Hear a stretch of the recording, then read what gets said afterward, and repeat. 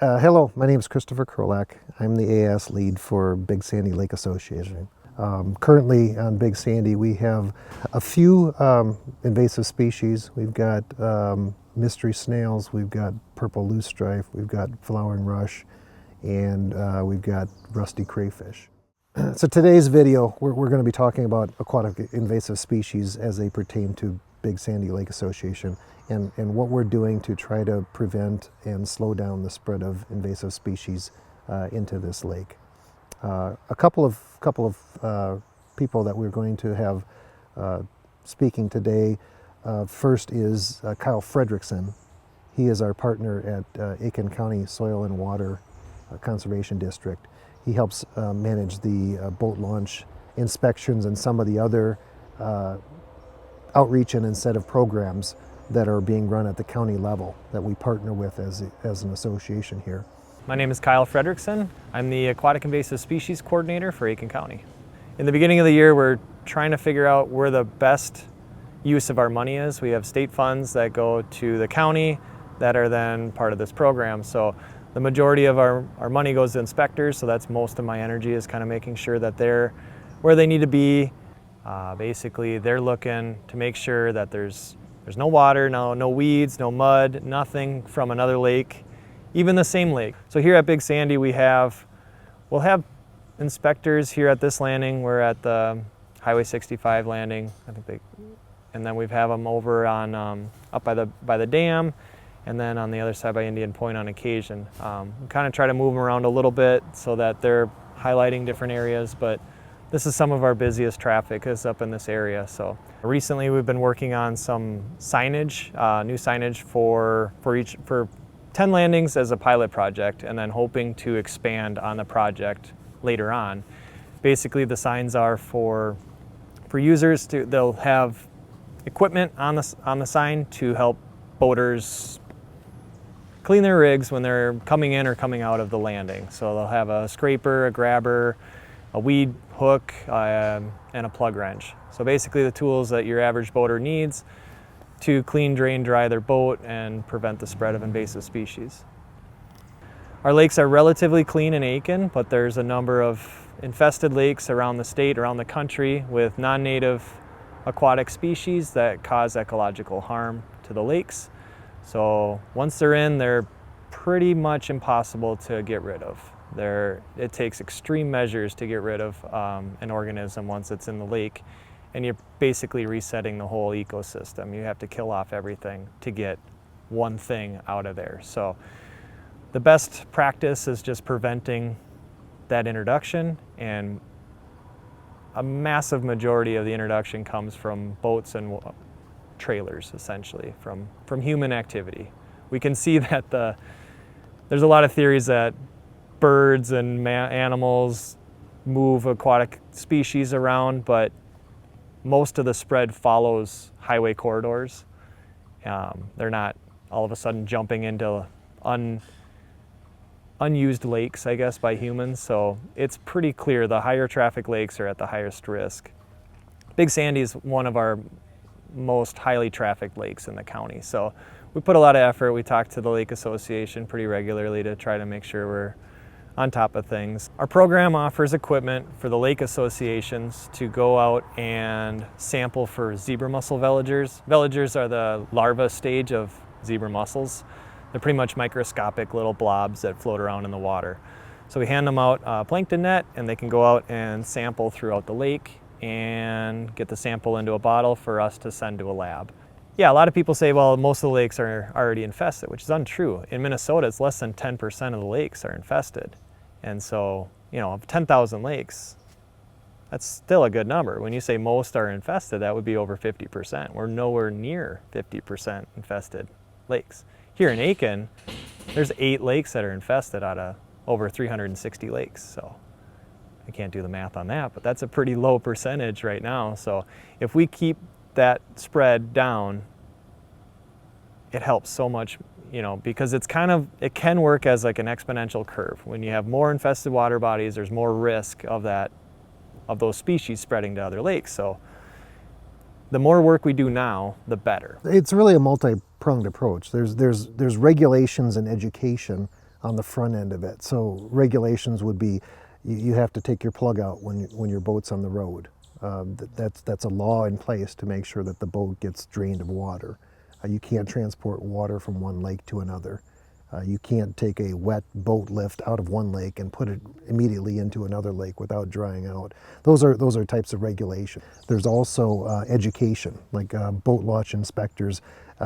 They coach through all the boat owners as they're coming to the launch or leaving the launch to make sure that they understand the laws and make sure they understand the best practices in order to keep their boats clean. Ultimately, you can get an invasive species introduced into a lake, and then it's about detecting it and trying to detect it early.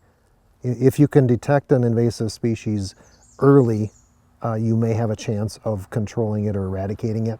But if it gets in the lake and it reproduces and flourishes in that lake for a period of time before you realize it's there, your options to either mitigate or control it are very limited. One of the things that we're doing here at Big Sandy is we're installing zebra mussel detector plates on docks around boat launches and also on private property. And it hangs off of a dock, submerged in the water, and it's a very quick tool that you can use to pull it out of the water and check and see for the presence of the zebra mussels. And this is something that any property owner can do as well.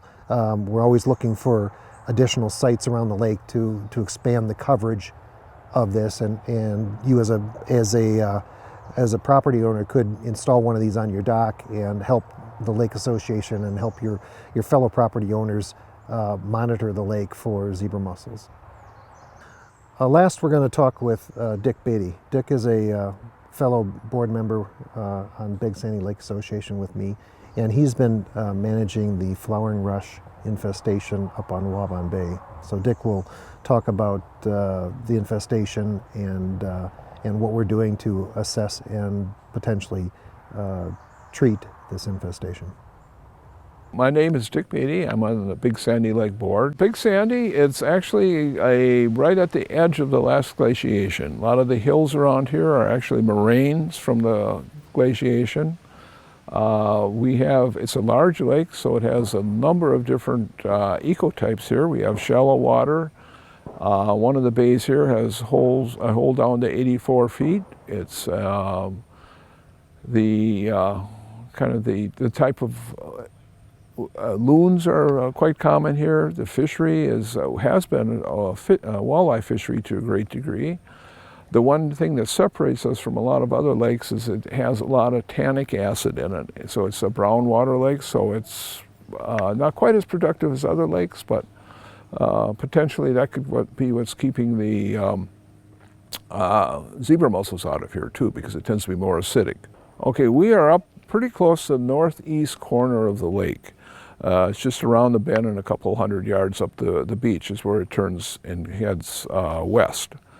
So we are right, the location is called Waban Bay. It's one of the many bays on the lake. And where we are located, the flowering rush is very isolated in where it is on this lake. There's a small little inlet right off of just over our shoulder here. And that's probably where the greatest concentration of the flowering rush is. There's also another, that's about a 4-acre area. And then there's also a smaller area. There's a stream coming in almost directly across us from us on the bay. And it's also in that stream, but much smaller quantity. It was common in Europe and also in Western Asia. It was brought here as a type of plant that can be sold by nurseries for people who wanted to have something growing up along their shoreline, because actually it's a rather attractive plant. It's very similar to, for most people, it would look like a cattail or something like that, except it has a flowering head that comes up on a straight spike, and it has a grouping of rather attractive little pink flowers that forms on the top of it like a bowl. And it's the species we have here, it was developed by the nurseries to not have viable seeds. So the only seeds that can be, the only way it can reproduce is through its root system. And that causes a number of problems, and that causes, it comes up, it's very thick. People can't get into shoreline with that because you have to really cut your way through. We became knowledgeable of the infestation here in 2008. And we kind of go, well, is it very big? No, it's not. But it gradually got larger and larger. So we did, about 2019, we decided that, no, this is getting critical because it has been contained within this small 4-acre inlet we have. But now it's getting close to the edge of that inlet, and it's starting to go out into the lake. So we thought we needed some type of corrective measure to go in. So we called DNR. DNR said that, well, there's two things you can do. One is mechanical, the other is spraying, essentially, putting a herbicide on it. And they said, we are not, because of the wild rice, we are very reluctant to have you use spray. But we tried the mechanical, which is essentially going out and pulling them up and putting them on shore and trucking them away. That did not work. It came out, it probably was a detriment because I think it potentially could have spread these organisms out into the lake. But now getting a permit for spraying is proving to be very difficult because they're concerned about what impact that will have on wild rice within that particular area with spraying. Thanks for your time today.